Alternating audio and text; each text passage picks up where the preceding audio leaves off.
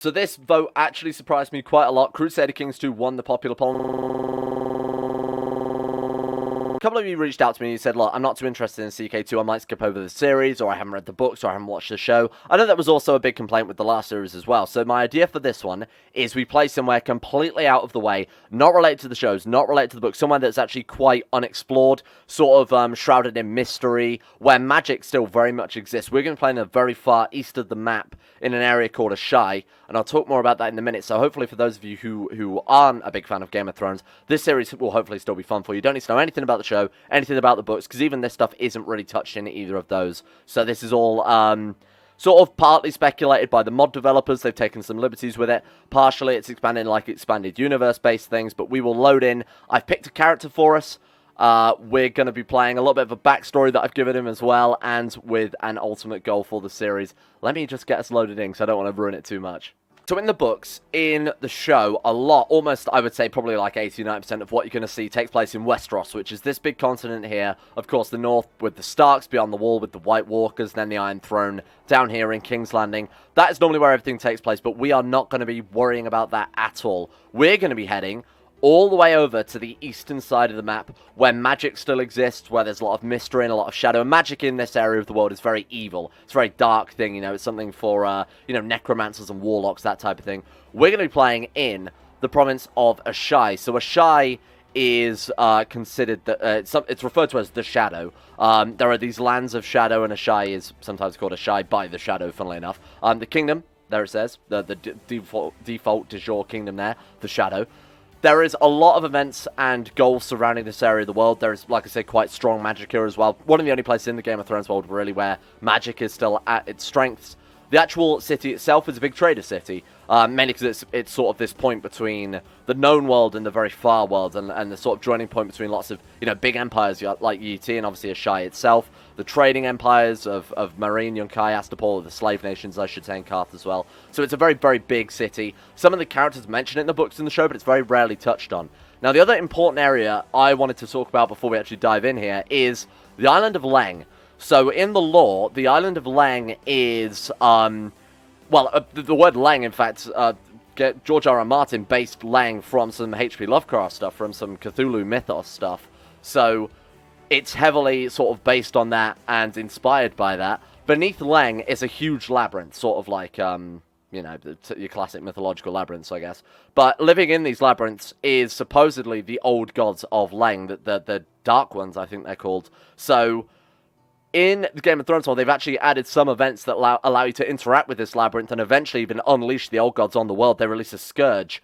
And I won't go into it too much, because I don't want to spoil it, just in case we actually get up to that. But I want my goal to be to open these labyrinths of our characters' people, who I shall introduce you now. Probably my best character I think I've ever come up with to date. Here he is.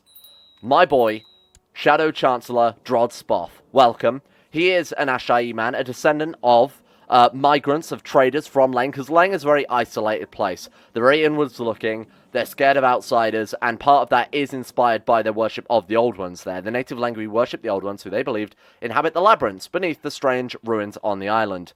They would command the God Empress to make sacrifices to them. So, certain characters can hear them, some people are skeptical they even exist. Apparently in lore, to even go into these labyrinths is the death penalty. You get given the death penalty for trying to interact with the old gods. So, under the right circumstances, we could potentially speak with these living old gods on the planet that are locked beneath Leng, and there are a lot of events associated with that, and I think that'd be a really, really cool goal. Now, as we're this migrant, this descendant of some Lenghi people, we are a different religion to our liege. These people are Shadowbinders. So these are people, Shadowbinders in the show and in the books. Melisandre, for example, in the show is probably the most popular character, who is a Shadowbinder. No shadow magic. And the only place you can learn shadow magic is in Asshai, because it's one of the only magical places left. So, these people, although not technically religious, do have that sort of, that culture and that magic, what's the best word for it? Sort of spirituality to their people. Now, there are also, in the north of Asshai, the Shadow Men, who are kind of barbarians. They're almost like, I don't really want to say lunatics or madmen, but they kind of are. They're a little bit less civilized, sort of corrupted by the shadow that's over Asshai. And there's also the cursed city of Stygai. Now, Stygai is supposedly like the super haunted city.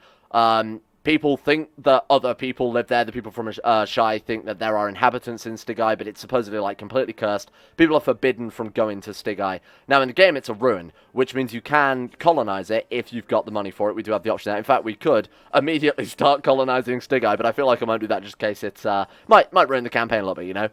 There is an option, if you are the leader of a Shai, to interact with these shadow men and the ruins of Stygai and get unique events out of it, which will give you a unique government type. So we're not going to be playing as yet another republic, so don't worry about that if you are if you're concerned that we're going from one republic to another in the campaign. That won't be for long, trust me. That's just going to be a stepping stone to greater things.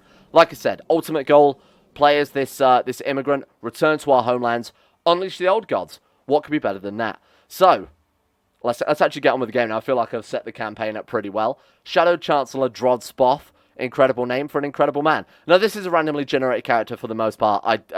Basically, Asshai has no vassals underneath them. The Republic actually isn't set up at all. So, I let the game tick, let some characters generate, dived in as one, changed the name, but I've done nothing else to the trait, so I've actually got to look over us here and see that we're pretty crappy. In fact, we're really crappy. Intricate Webweaver, obviously, Elusive Shadow, wow. Intricate Webweaver. We're an Elusive Shadow, which is obviously very, very good, obviously kind of useful when you're playing as a vassal under a Merchant Republic too. We've got the Hunter trait.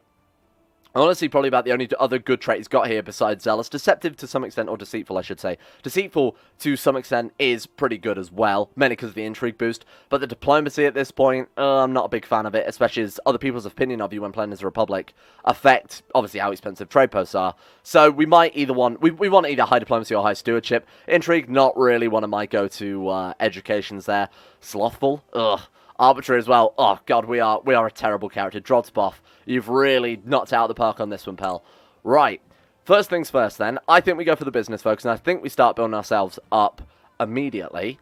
Find ourselves a wife. Get that trade post on Asshai built before... Oh, the AI's already got one built, apparently. Oh, fair enough. They must have started with that one. Yeah, so 3 have already spawned in. Wow, we really have nothing, eh? We're really just the lowest of the low. All we've got is House Spoff, which I assume isn't even upgraded at all, right? Nope, we have nothing. Alright, completely clean slate. As with all of my series, of course, I haven't just got the Game of Thrones mod enabled. I do have some of my classic returning mods, some of my favourites. We've got the Better Borders mod, we have the Artifact Acquisition mod, along with the Interface Century Gothic and Stellaris Colours. If you're wondering about any of the mods, all the links are in the description, so you can go ahead and grab those for yourself, or if you're concerned about, you know, what I've actually got running here. Along with that, I have some Game of Thrones sub-mods. So you have the Better Faces mod, which uses the DLC portrait packs to actually, you know, apply them to the game, otherwise they don't exist. So, for example, the new Jade Dragon packs are applied to Yi Ti there. We have the Bloodlines mod, which allows you to... It's sort of like a stand-in for Holy Fury, right? So, it allows you to, if you have enough prestige, form a bloodline, which you can pass on to your children. Comes with some varying effects, depending on the types of bloodlines. To my knowledge, the houses of Westeros should already have these. There we go, so Durand bloodline there. General opinion +5, same trait opinion +10, but the prestige 0.5. You also get your dynastic claims with this bloodline. And also with your house, right? So if you are of the Durandon bloodline, if you're House Durandon, you will get a claim on the Stormlands. Now, I should point out for those of you who do watch the show, the books are a little bit confused. This takes place long before the Iron Throne has been founded. So this is after the Targaryens have landed on Dragonstone, before he's conquested and built the Iron Throne. So this is the guy, Lord Aegon II here, who builds the Iron Throne. So it's a little bit before that's done. So don't worry about that if you're confused, though, because like I said, that's probably not going to be relevant to the series at all, anything that's happening in Westeros. So, let's get ourselves actually set up and on our feet. I think, first things first... Oh, I should probably also mention I've got a couple of fixes as well, like the Obligations Law mod. When you change a law in this, you get bonuses depending on that, but they don't stick around between characters, so I've edited that. And we've got a More Artifacts mod as well, which adds some additional artifacts or changes some icons. That's it. Everything else... Standard Game of Thrones mod with some additional CK2 stuff pasted over the top. First things first, I think we need to get married. Shadow Chancellor Drod desires to get married. Yes, he does. Drod the Slayer, as they know him. Can we go to the barber? Because obviously I didn't get to customize this dude playing as... oh, there we go. That's a beard. Obviously playing as a randomized character here. Oh, man, these masks. Kind of makes it difficult to see what we've got going on there. There we go. Whatever. Shadow Chancellor Drod. He's completely set up. I've done my mandatory barbering for this playthrough. Right, let's find ourselves a wife, first and foremost. So what we can do is, we can employ a courtier. We can't because we have no money. Does not have a clarified mod... I must have let a day tick or something, because apparently he's already employed someone. Okay, fair enough. Let's go and get ourselves a wife, then. We'll just have to see what we've got lying around. So we have some Carthian women, the Warlocks of Carth, who are another very powerful race of people. A magical race of people, I should say, because they drink this particular, like, it's called, a Blue Moon? Something like that? Blue Tea? Something along those lines. I've completely forgotten all my Game of Thrones lore now. But they drink this specific blue tea that gives them magical powers or, like, foresight and things like that. So we could marry into them. We could also marry a Shadowbinder, which might give us access to shadow magic. Now, we are going to keep the Old One's religion, obviously, because that's sort of the crux of the campaign, right? So I'm not sure how limited we'll be in getting, like, these different magics, whether or not that is culture-based, religion-based, something like that. But, I mean, we should probably just be marrying for eugenics. Episode 1, time for eugenics. Right. Genius? Any genius is kicking around. Apparently there's a genius ruin there. I'm not going to be marrying any ruins today. Join court, yes. Alright, that's a little bit of a shame. Diplo range then, yes. And we're going married, no. Gender, women. Absolutely no one. Unbelievable. It's 796. Oh, God, hang on, that's 7,996. 7,996, there are no genius women. Alright, fair enough. Strong women? And I should probably set up some filters, eh? Right, so women married, no. Diplo range, yes. So there is one... Sorry, strong? Oh! Her house is strong sonted. She is covered in blood. You're covered in blood. Go to the old mountain. Yeah, no, we won't worry about you. Anybody who's attractive? There are a couple. Okay, this is good. So we've got Key, courtier in the Pass of Morn. She's pretty alright. We've got Lana. What is this one? Courtesian. One of the famous courtesians of Bravos, fertility minus 5,000%. Okay, maybe not then. I guess we'll just go for you, seeing as there's absolutely no one else we could get right now. So she's not... Oh, her brother is a count, so I think chances are she might not marry us. Gonna say no because of prestige effects and base reluctance. We can't even buy a favour from her and invite her to court because her brother is landed, unfortunately. Right, you know what? In that case, beggars can't be choosers, so I just won't bother choosing at all. We'll wait until we found someone better. We could also take, like, the seduction focus or something. We could even go for, like, the hunting focus, try and get the quick attractive of the wilds woman. For now, let's just live our life. You know, we're 24, a legible bachelor, Drod Spoff. Who wouldn't go for a man with that name? And see what else we can do here before we let things kick off. Abdicate. What a great start that would be, eh? So, one of my best favourite features of Game of Thrones mod, in my opinion, is the granting of honorary titles. So, it'll automatically dish out titles to people in your court who are, you know, important. So, vassals under you, obviously not too relevant for us. People who don't like you.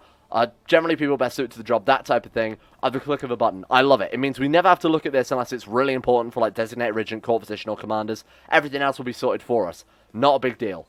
Right. Right now, we can do absolutely fuck all. So, I think we need to start investing immediately here. Let's see what trade routes are available. We do have a big Essosi trade route, don't we? Did I re-enable my own Essos trade route? I don't think I did. Weird. This is definitely not the trade route mod I built, anyway. Well, that's fine. Well, apparently Asshai is on a trade route, so that's pretty decent. Basically, we want to go for anywhere that doesn't already have a trade post in it. Feel a little bit of a disadvantage here. So we could go for the Saffron Isle, which is a ruin. We could go for Ulot, which is also a ruin. What about the capital of Leng? Lenghi. Seeing as that's eventually going to be one of our goals, right? I should probably build a trade post there and start building up some rapport. So supposedly they won't even trade with outsiders, but I assume for gameplay purposes, not just going to immediately burn down my trade post. Or at least I'd hope not.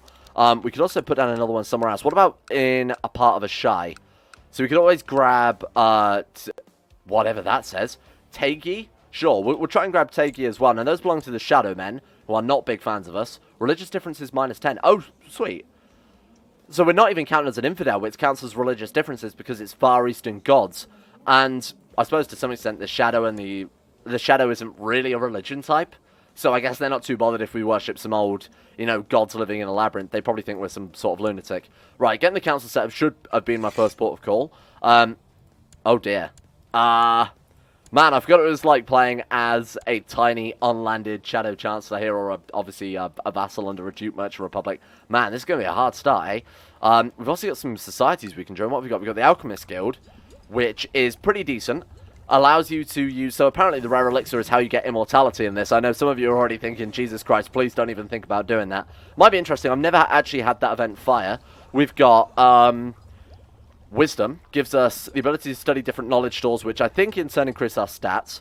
We've got Acolyte. Can learn to travel from a wisdom. Create fake valuables is very good. It allows you to essentially make things like fool's gold, fake gems, and sell them off, or keep them for yourself for like the prestige because you know you manage to trick people with them. There is a risk though if you give them away that people can find out that they are obviously fraudulent, and that'll incur an opinion bonus. I believe you lose some gold as well, something like that. Joining this guild seems like a pretty decent idea. What do we need for that? Mystic, Scholar, Fire Obsessed, Lunatic, or Erudite.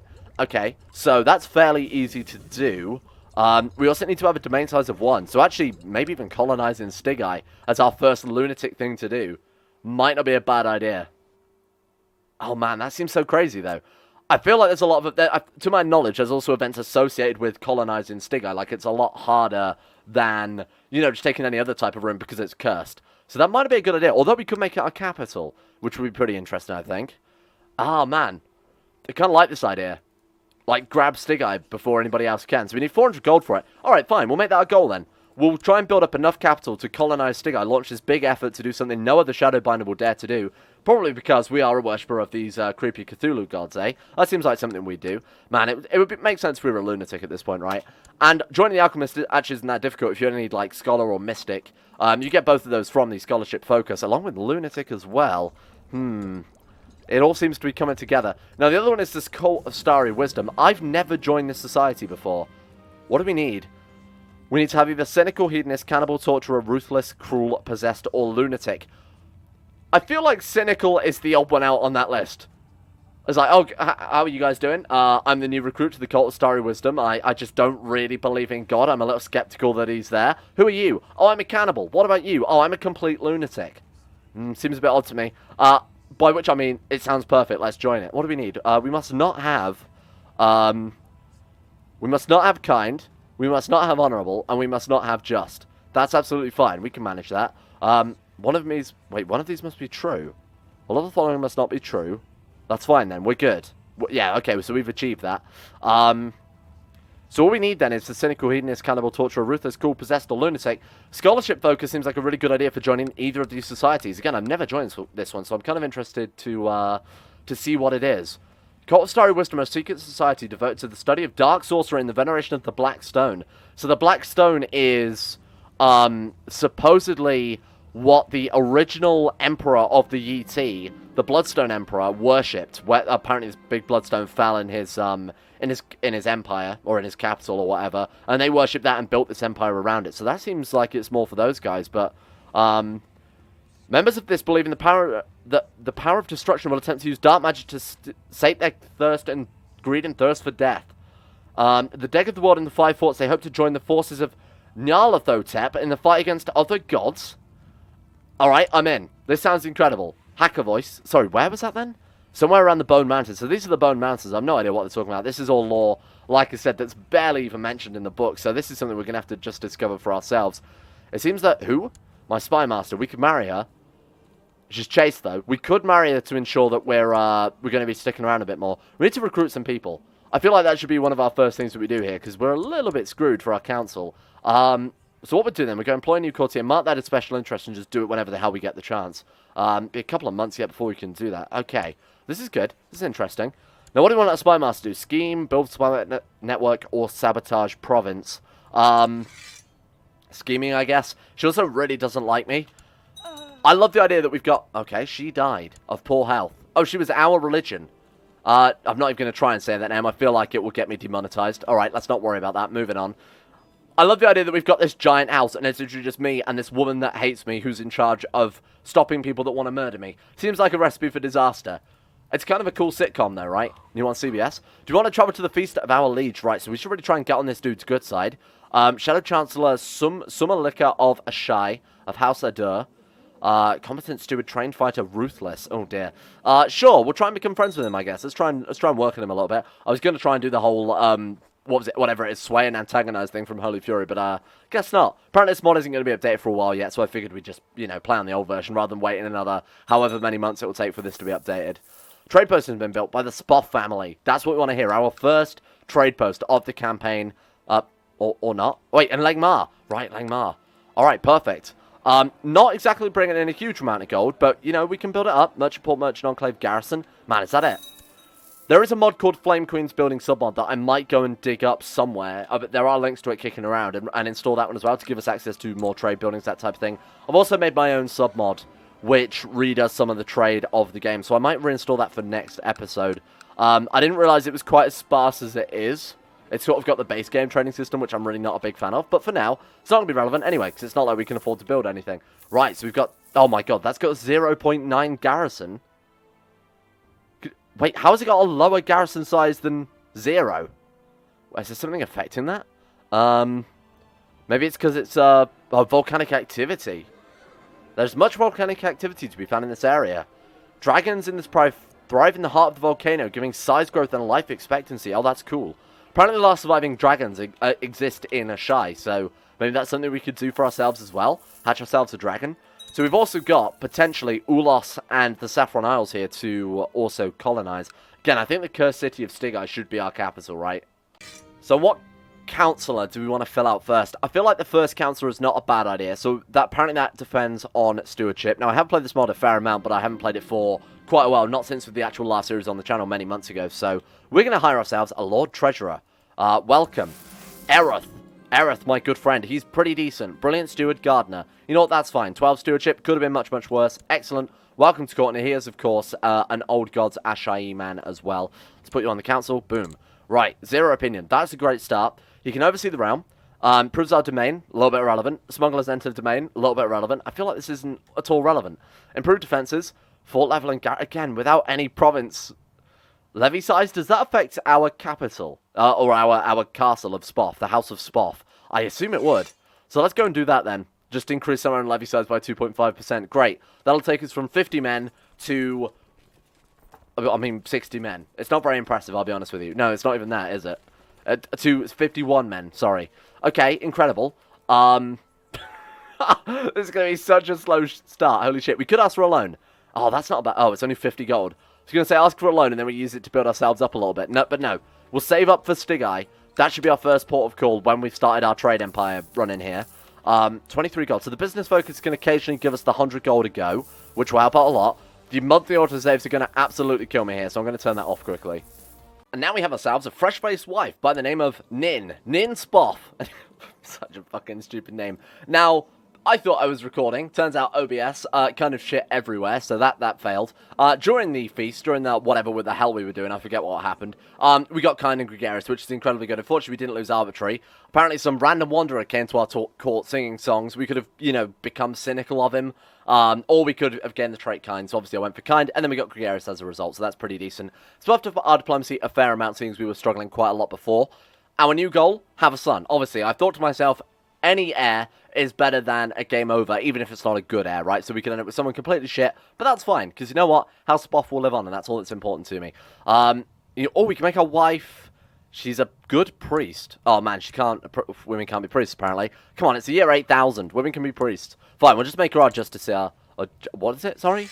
Justiciar? Either way. You, my friend, are going to improve diplomatic relations with... Oh... Of course, we can't put it in the capital to go for our liege, because that's technically where we're landed. Fine, we'll just have you perform statecraft then, see if we can improve his general opinion of us. Now, what I was talking about is we want to, as soon as possible, grab ourselves the throne right now. Unfortunately, it's basically split between two houses right now. We've got, obviously, the house of the current liege, and then we've also got this other dude. What's his name? Councillor Rara of the Saffronlands, who's the only other landed character within this republic. I'm not a big fan of this. It's going to be very, very difficult to actually increase where we are now, right? Because we're going to need to save up a shit ton of gold, and if we're saving up gold, we're not spending gold, and that's going to reduce the amount of gold we get in future. Naturally, that's kind of how you play a republic, right? That's economics 101. So, I'm torn between saving up and just grabbing Stygai as soon as possible, which also costs a lot of money, by the way. You have to invest a lot of money into a colony, so I'm not even sure if we're in the position to do so.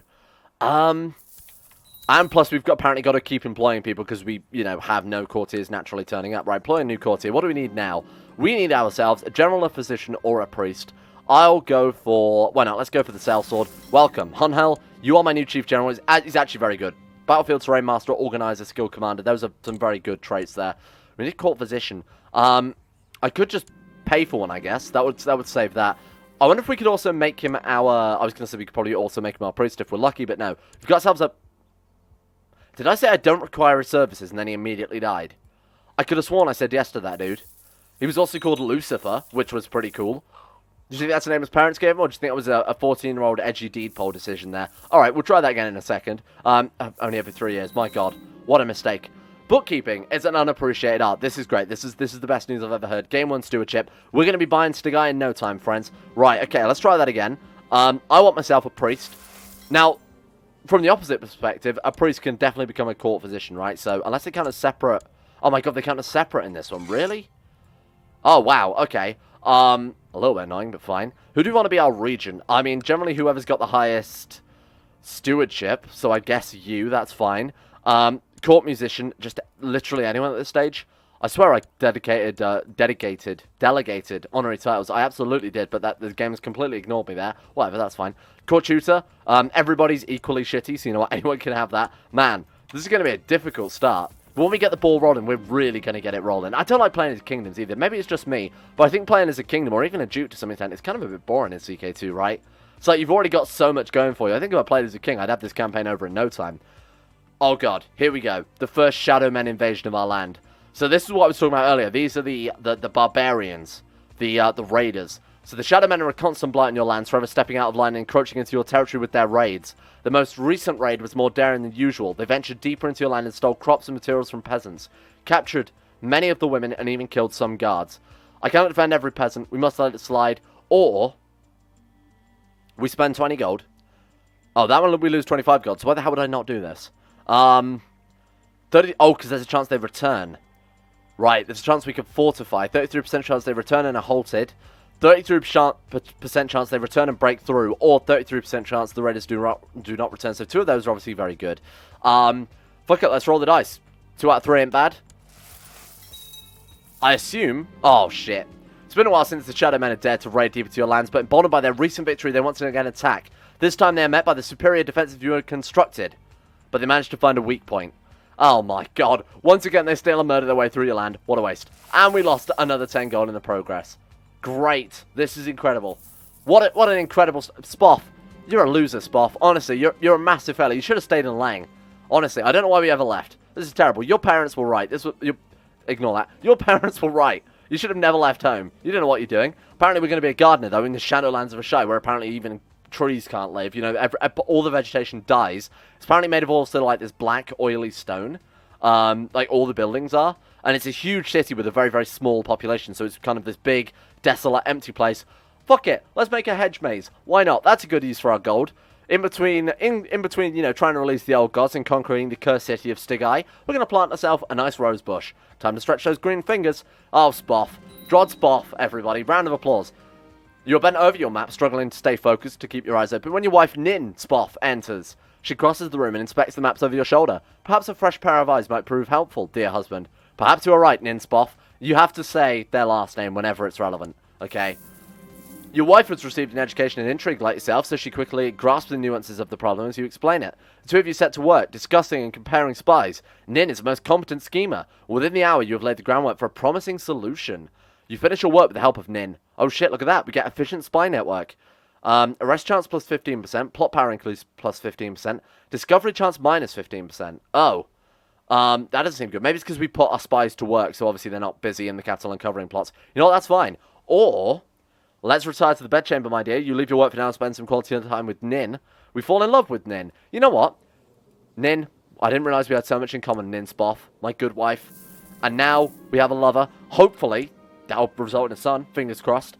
Together with your gardeners, you have redesigned your castle garden into a more manageable form. You've organised the digging of a small canal system to keep the plants watered and the weeds have been removed. And the hedge maze actually now has an exit. The skeletal remains strewn about the mazes. Dead ends have also been cleared out. Hard work, but rewarding. I've learned so much. We didn't get the gardener trait, though, which is a little bit of a shame. Maybe it's because we only have, like, 3 stewardship? Man, if we could get rid of slothful and arbitrary, that would help out this campaign a shit ton.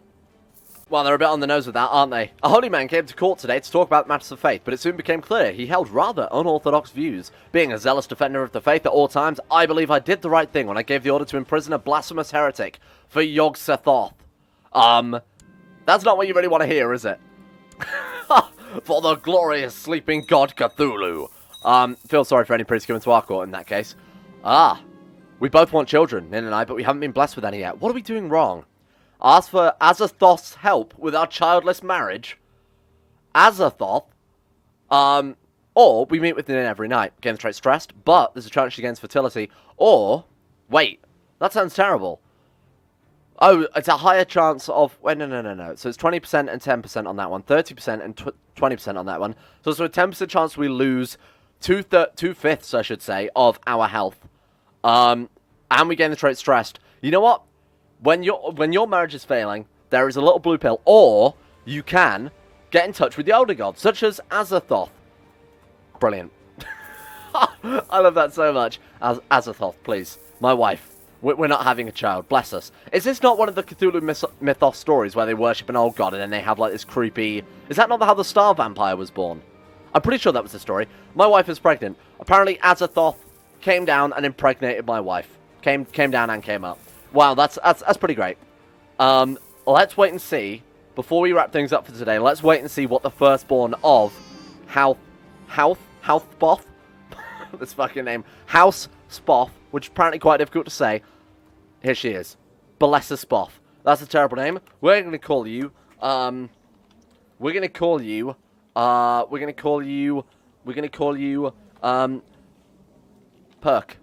Spoff.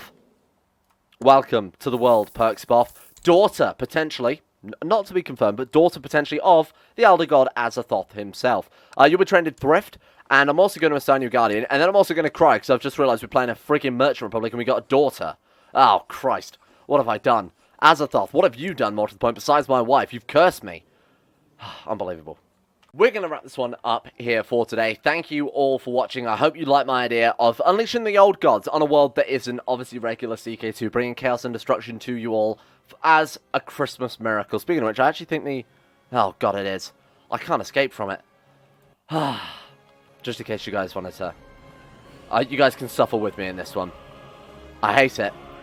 Who thought this was a good idea, Paradox? Drod Spoff will not stand for this Christmas nonsense. We're going to release death and destruction on the world, and this is how you repay me? With Christmas shit? Big shout out to my top tier level patrons: Big Dick Timmy, Zachary Harris, Arik, Lucas Holting, Sean Thornton, Heydog, Sidini, Paul, Necrophilin, Crosis, I'm the Lizard King, Jocelyn Dean Tesla, Michael Mullen, Tyler Birch, Jacob Alexander, Fenton, Pelvis Presley, Logan Thorne, Conspired C, Orcs Wolf, Average Gamer 49, Escape, Zazzy7011, and Jackson Whitman for the support and the insane tier levels on Patreon. Thank you all for making this series possible, and I hope you guys are all enjoying it. Not to be forgotten, a big shout out as well to my supporters on Patreon: Nathaniel Lindbergh, Brandon Toniak, Euphrates, Facundo Vasquez, Quasar Fox, Jack Allen, Gabriel Van Ders, Llewellyn Thomas, Nathan Flores, Joran DeVries, Stone22 Zach McDougall, Joseph Beard, Jordan Campbell, Harry McGowan, Chris, Sir Thor the Swede, Astero, Nick, Fraser Brennan, Kevin Saunders, Betimus Max, wow, that would throw me off completely, The Insane Pickle, Adam Person, and Igor Kozak for your support on Patreon as well. Thank you for keeping the channel alive, and again, I hope you guys enjoy the idea of the world ending, because I sure do.